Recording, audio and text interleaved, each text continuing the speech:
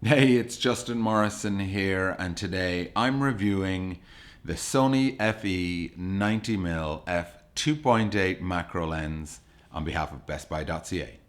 This is a really interesting lens, probably not one I would normally think of using. I'm just not really a macro photography guy, but I actually had a lot of fun with this one. Before I go into that, I'm just going to point out some of the controls, dials, and switches on the barrel of this lens. For example, you have the on-off switch for the image stabilization, or optical steady shot as Sony calls it. That's a useful feature when you're doing macro photography. There can be a little bit of, well, I should say that camera shake can be a bit of an issue. So steady shot is something that's going to help you there. You also have this focus limiting switch right here, which allows you to either go full, so that means you have the full focal focus range, but you can also go from infinity to 0.5 of a meter and from 0.5 of a meter to 0.28 of a meter. 28 centimeters is the minimum focus distance for this lens, but as it's a 90mm lens, which is quite a long focal length, so you get a very tight angle of view with this lens. So when you combine that focus distance with that focal length, that's what allows you to create macro photography images.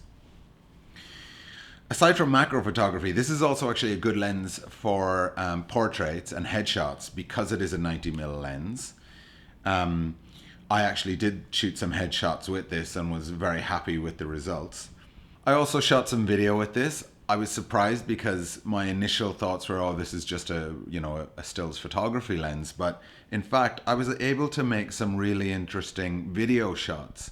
One of the cool things about a lens, a 90mm lens, is that you really are able to leave out a lot of extra detail or clutter from your images and really focus in, which allows you to get some really nice cinematic shots.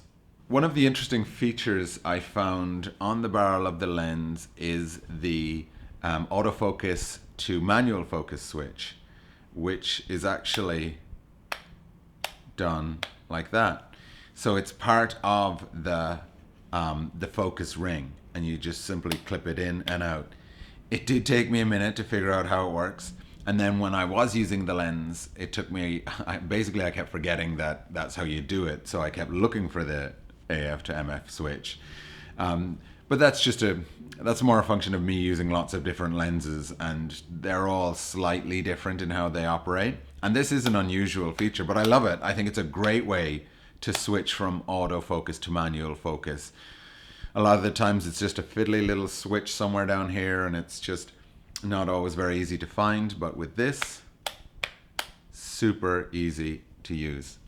Of course, you have this focus hold button, which you get with most Sony lenses, and that allows you to do a number of different features depending on what you assign to it. So it is a customizable button and a very useful one to have on the lens.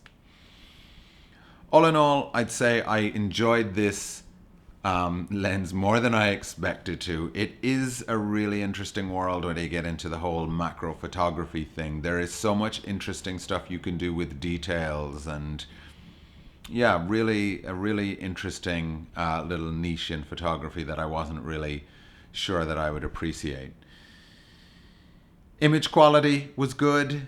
There were a couple of moments, highlight areas in images that I thought could have been a little bit better. But all in all, as you would expect from a Sony G lens, very high image quality, good build quality. It's solid. This is pretty much all metal construction lens, which is nice, and one that I'm sure will last for a long, long time.